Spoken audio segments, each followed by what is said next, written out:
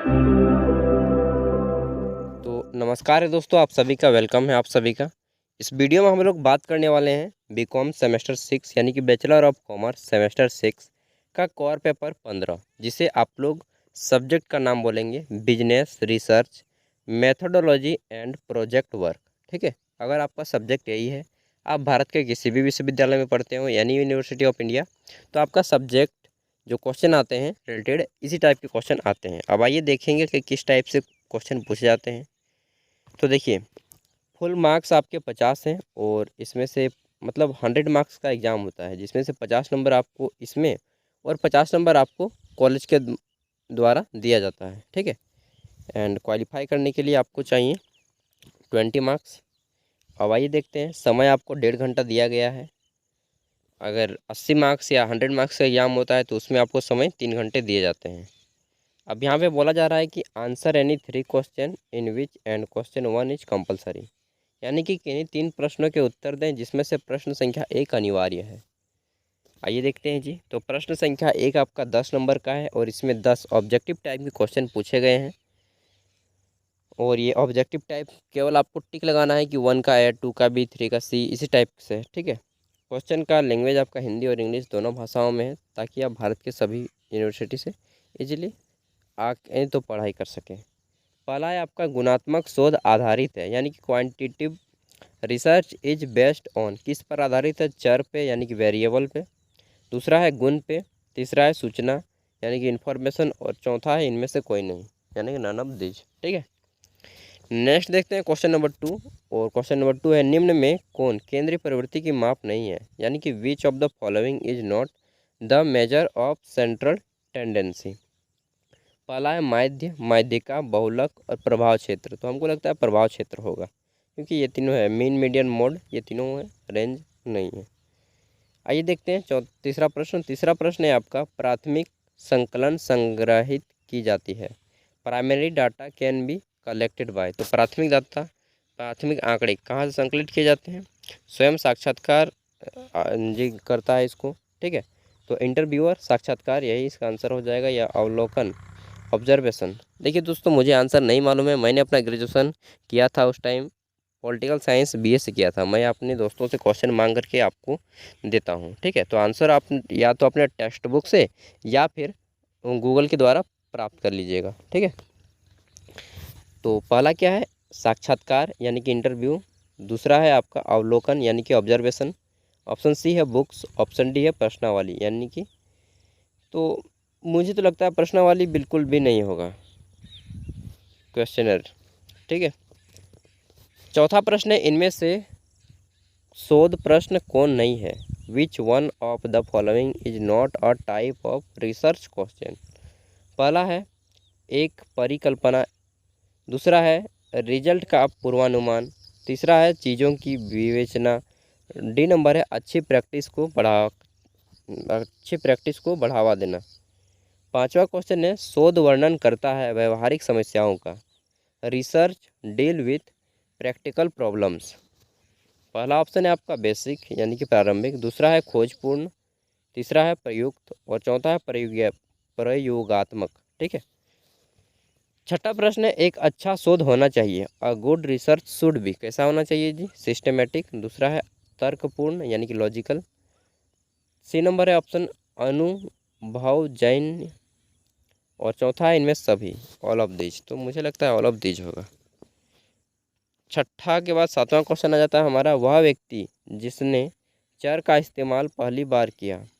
Who was firstly use the term variance. ठीक है, और इसका पहला आंसर है आर ए फिशर।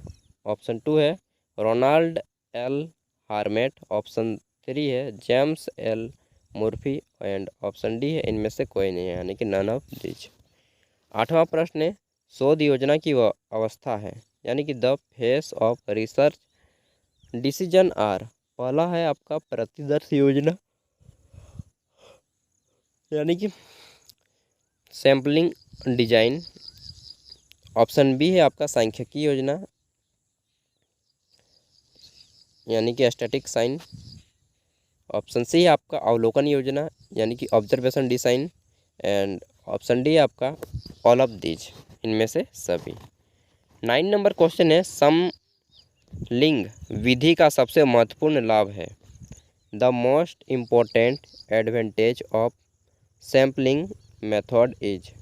तो समलिंग पढ़ दिए यार हमको भी लगा कि यहाँ पे बायोलॉजी का वर्ड कहाँ से आ गया तो ये सैम्पलिंग है, मैंने समलिंग पढ़ दिया ठीक ना।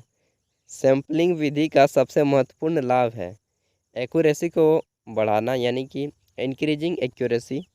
ऑप्शन बी है समय का बचाव, यानी कि सेव टाइम। ऑप्शन सी है डाटा को हैंडल, यानी कि easy to handle the data. And option D है सभी, ऑल ऑफ दिस। उसके बाद 10 नंबर क्वेश्चन है, सह संबंधी अनुसंधान करना चाहता है। द केरलेसन्स रिसर्च सीक टू, क्या करना चाहता है। ऑप्शन ए है ये दो या दो से अधिक चर के बीच संबंधों का निर्धारण करें, यानी कि determine the relationship between two और more than variables. Option B है आपका दूसरों पर एक के प्रभाव का अध्ययन करें। ऑप्शन सी है बोथ, यानी कि A and B. Option D है इनमें से कोई नहीं, यानी कि नन ऑफ दीज। अब यहाँ से शुरू होते हैं आपके 20 अंकों वाले दो प्रश्नों के आंसर देने हैं। 20 अंकों वाले दो प्रश्न यानी कि 40 नंबर, और ऑब्जेक्टिव थे 10 यानी कि 50 नंबर, ठीक है। तो अब आइए देखते हैं 20 नंबर वाले और 20 अंकों वाले प्रश्नों का आंसर आपको 4 खड़ा पन्ना, अगर आपका स्पीड ज़्यादा है तो, और स्पीड कम है तो 3 खड़ा पन्ना में दीजिएगा, ठीक है। और उससे भी कम में दे रहे हैं ना, तो अब क्या बोलें, आपको प्रणाम है मेरा यार बहुत ज़्यादा पढ़ ली आप। क्वेश्चन नंबर 2 है आपका, शोध से आप क्या समझते हैं, शोध के उद्देश्यों की चर्चा करें। What do you mean bye research, discuss the purpose of research. 3 number question है, इकाई विश्लेषण से आप क्या समझते हैं, इकाई विश्लेषण कितने प्रकार के होते हैं, किसी एक इकाई विश्लेषण की व्याख्या करें, यानी कि what do you mean by unit of analysis. What are the different types of unit of analysis, explain any one in detail. चौथा है आपका, सर्वेक्षण विधि, अवलोकन विधि तथा क्षेत्र अध्ययन विधि की व्याख्या शोध के संदर्भ में करें, यानी कि briefly discuss survey method, observation method and field study method in research. पांचवा है आपका, विभिन्न प्रकार के परिकल्पना जांच की विधियों की व्याख्या करें, यानी कि discuss the different methods of hypothesis testing. And छठा क्वेश्चन है आपका, किन्हीं दो पर टिप्पणी लिखें, right notes on any two. तो देखिए जितना छोटा क्वेश्चन का आप आंसर दीजिएगा ना, उतने ज़्यादा मार्क्स मिलने की संभावना रहेगी। आप 20 अंकों वाले प्रश्नों के चाहे ना 10 पेज में आंसर दे दें, लेकिन आपको एक लिमिट है कि 16 नंबर से ज़्यादा मार्क्स नहीं मिलेंगे, चाहे आप कितना भी लिख लें। और इस सब में क्या है कि 5-5, 10-10 नंबर का है, तो मैक्सिमम अगर आपको 8-8 नंबर भी देता है, चाहे 9-9 नंबर भी देता है, तो उतना ही जाएगा यार 16 से उससे ज़्यादा कितना बढ़ेगा। चांसेस ज़्यादा है कि छोटा छोटा प्रश्नों का आंसर देने से आपको मार्क्स ज़्यादा आएंगे, ठीक है। बस टू द पॉइंट होना चाहिए, राइटिंग आपका ब्यूटीफुल होना चाहिए, एकदम लगना चाहिए कि हाँ कि लिखा है किसी स्टूडेंट ने यार। 1 नंबर है काई स्कावर्ब टेस्ट। तो काई स्कावर्ब टेस्ट, इसका तो हिंदी को ही इंग्लिश का हिंदी में ट्रांसलेट कर दिया है। काई स्कावर्ब टेस्ट के ऊपर लिखना है छोटा सा नोट, या फिर पैनल अध्ययन, पैनल स्टडी पे लिखना है। ऑप्शन सी है चर के ऊपर लिखना है, वेरिएबल के ऊपर। और चौथा है आपका JEL क्लासिफिकेशन के ऊपर लिखना है, ठीक है, वर्गीकरण।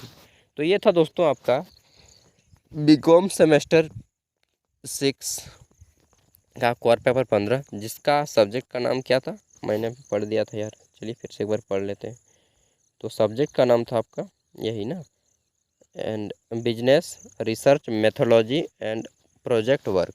तो दोस्तों इसके बाद अगर आपको किसी अदर सब्जेक्ट का प्रीवियस ईयर क्वेश्चन पेपर देखना हो, चाहे DSC 1 DSC 2, या फिर आप बाद में बीकॉम के बाद MCOM करना चाहते हैं या फिर MBA करना चाहते हैं, तो क्वेश्चन पेपर यहाँ पे अपलोड हैं CA वगैरह सारा के, आप चाहे तो देख सकते हैं। साथ ही अगर आपका कोई दोस्त BA BCOM या BSc कर रहा हो या फिर PG कर रहा हो, तो उन तक भी वीडियो को शेयर कीजिएगा, ताकि यहाँ पे क्वेश्चन पेपर देख पाएँ और एग्जाम में अच्छे खासे मार्क्स ला पाएँ। And thank you, best of luck, अच्छे से एग्जाम दीजिए। एग्जाम में एक भी क्वेश्चन मत छोड़ना मेरे में दोस्त, यार पैसा दिए हैं फ्री में, कहा है आप छोड़ दीजिएगा क्वेश्चन, ठीक है ना। पेज का पैसा दिए हैं यार, लिख के भर दो यार, नहीं आता है फिर भी लिख के भरो। ठीक है, थैंक यू। एंड कुछ भी डाउट हो तो कमेंट में पूछ लीजिएगा।